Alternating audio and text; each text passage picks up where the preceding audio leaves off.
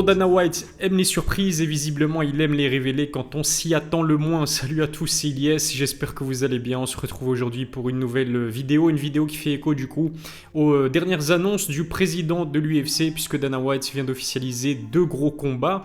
Leon Edwards, Colby Covington. Enfin, on a une date pour cette affiche pour la ceinture des poids welter qui aura lieu, il me semble, de tête le 17 décembre.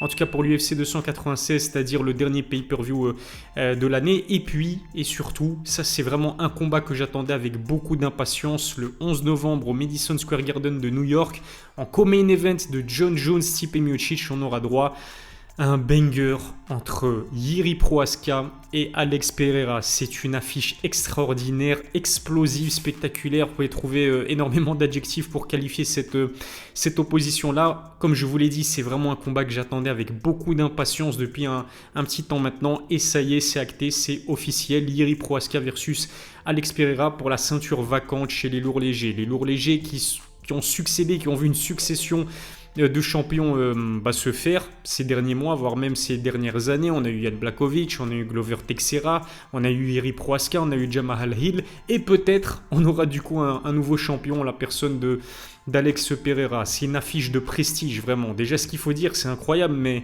ce Jiri Prochazka, Alex Pereira, on dirait pas comme ça, mais c'est quand même un combat entre 2 anciens champions. Malgré le fait qu'il n'y ait pas énormément de combats à leur actif à l'UFC, ils ont déjà été champions. Jiri Prochazka et Alex Pereira. Évidemment, Jiri Prochazka a été champion dans cette catégorie, les moins de 93 kg, les lourds légers, en battant Glover Teixeira en plus, le coéquipier, le grand ami d'Alex Pereira. Du coup, sportivement parlant, en termes de storytelling, il y a vraiment quelque chose d'intéressant dans cette opposition. Comme je vous l'ai dit, Jiri va pouvoir récupérer sa ceinture de champion des lourds légers, une ceinture qu'il a rendue vacante après une grave blessure à l'épaule. Et ça en dit long aussi sur l'état d'esprit de Jiri Prochazka, qui a directement décidé de rendre son titre vacant. Il n'a pas bloqué la catégorie et franchement ça s'applaudit, mais ça en dit long sur son état d'esprit de samouraï. C'est un mec à l'ancienne. Au niveau de sa psychologie, il n'a que 30 ans, mais on sent que, je sais pas, il a une philosophie un petit peu à l'ancienne, je trouve. Et du coup, Jiri, ancien champion des lourds légers, qui affronte Alex Pereira, ancien champion des poids moyens, ex-double champion au Glory Kickboxing. Franchement, et en plus, c'est vrai qu'il faut dire que Jiri a été champion dans l'organisation du Rising. Il y a du prestige de fou. Il y a vraiment énormément de prestige dans cette affiche. Sportivement aussi, c'est très intéressant aussi. Pourquoi ? Parce qu'on aura là 2 combattants de MMA type striker. On va pas se mentir. Alex Pereira, ancien kickboxer de très haut niveau. 0 soumission à son actif, son niveau de lutte il progresse, comme on a pu le voir à son précédent combat. Son niveau au sol progresse aussi, mais c'est de loin, c'est pas le combattant de MMA le plus complet, y compris dans cette catégorie des lourds légers où la compétition, on va dire, n'est pas si relevée que ça, même si il y a du progrès. Et puis Jiri, certes, beaucoup plus expérimenté qu'Alex Pereira, beaucoup plus complet aussi, je pense, notamment en lutte, notamment au sol. On sait que dans sa carrière, il s'est déjà imposé par soumission, et notamment à son dernier combat, qui était encore une fois face à Glover Teixeira, qui est pourtant un expert en jiu-jitsu brésilien.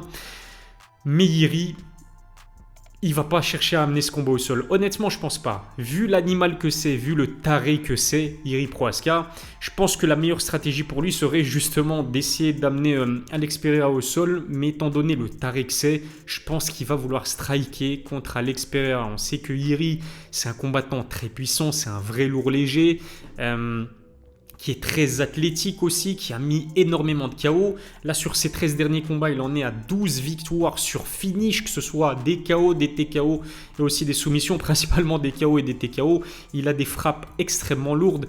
Il me semble, si je ne dis pas de bêtises, que ça a été le premier à mettre un KO à Volkanos Demir, et ça a été également l'un des premiers, ou le premier même, si je me souviens bien, à avoir mis Dominique Reyes au tapis. L'a éteint avec un coup de coude retourné. C'était vraiment d'une violence inouï. C'est un combattant très agressif, mais Alex Pereira, c'est la même chose. Alex Pereira, on le présente plus là, son fameux crochet du gauche qui en a éteint plus d'un, que ce soit au Glory ou que ce soit en MMA.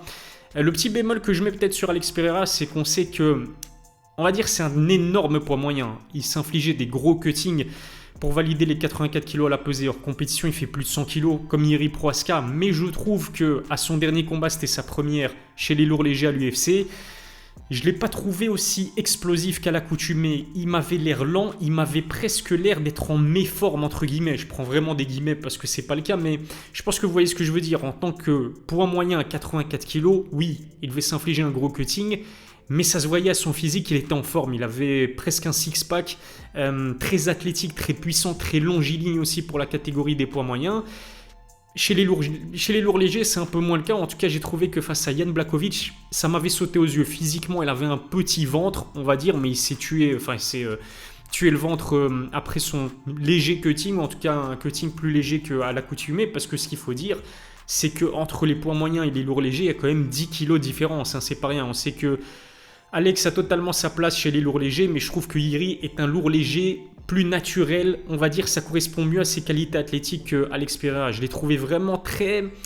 Ouais, ses coups n'avaient pas le même impact que chez les poids moyens. Et encore une fois, c'est totalement logique. Mais en tout cas, d'un point de vue physique purement, je donne l'avantage à Jiri Prohaska.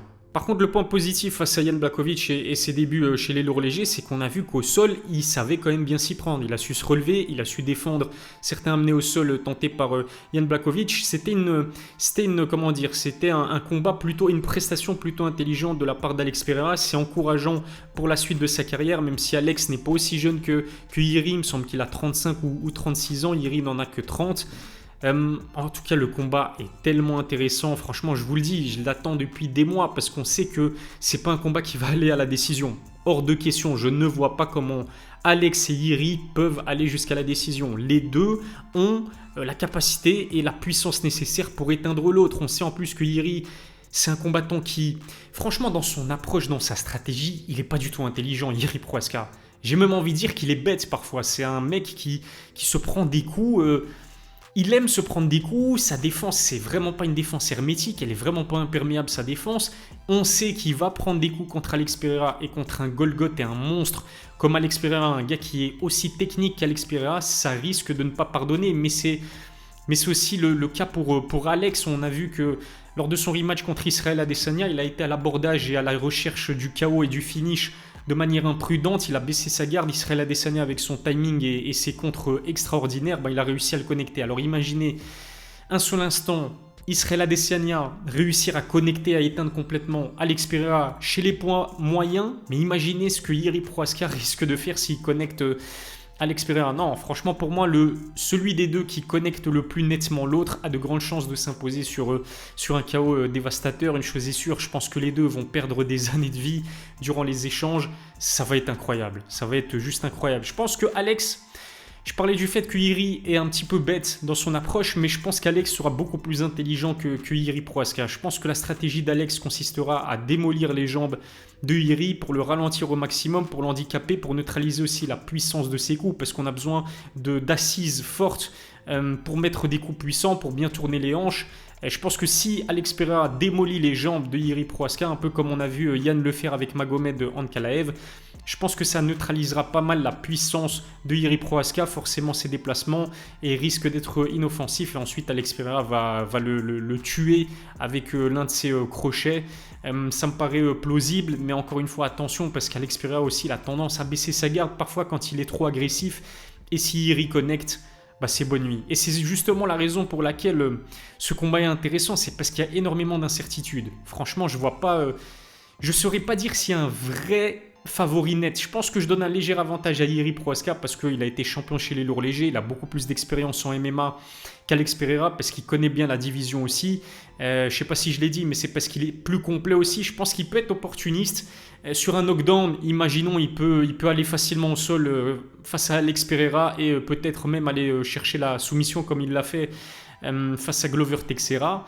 Alex, la seule issue possible, ce serait de mettre KO Jiri Prohaska. Je ne le vois pas taper 25 minutes avec un monstre comme Jiri. Pour moi, il faut qu'il l'éteigne. Alex Pereira doit éteindre Jiri dans les 2, voire les 3 premiers rounds. Et si ce n'est pas le cas, Jiri a de plus grandes chances de s'imposer parce qu'encore une fois, il a un arsenal plus complet et que c'est un grand gaillard très athlétique. Enfin bref, il y a des incertitudes, mais je pense que je donne quand même un léger avantage à Jiri Prohaska. En tout cas, c'est un combat extraordinaire en co-main event de l'UFC 295 avec en main event Jon Jones, Stipe Miocic. C'est juste une soirée mémorable à laquelle on va assister. Et comme je vous l'ai dit en introduction, Leon Edwards va affronter Colby Covington aussi pour la ceinture des poids welter lors du dernier pay-per-view de l'année, l'UFC 296, 17 décembre, ce qui veut dire qu'on n'aura pas droit à un combat de Conor McGregor en 2023, ce qui était pourtant préconisé par l'UFC en début d'année. Abonnez-vous à ma chaîne, activez la cloche pour recevoir les notifications, lâchez un pouce bleu si cette vidéo de type Breaking News vous a plu. Donnez-moi vos pronostics aussi dans les commentaires pour Jiri Prochazka, Alex Pereira, pour Leon Edwards, Colby Covington et aussi pour John Jones, Stipe Miocic. J'ai hâte de lire ça. La prochaine vidéo qui arrive sur ma chaîne YouTube, c'est pas une surprise, ce sera l'analyse de Cédric Doumbé versus Jordan Zebo. Je sais que vous l'attendez avec beaucoup d'impatience, elle arrive très vite. Merci de m'avoir suivi encore une fois, abonnez-vous à ma chaîne si ça n'est pas encore fait. Je vous dis à très vite pour une nouvelle vidéo, d'ici là, prenez soin de vous.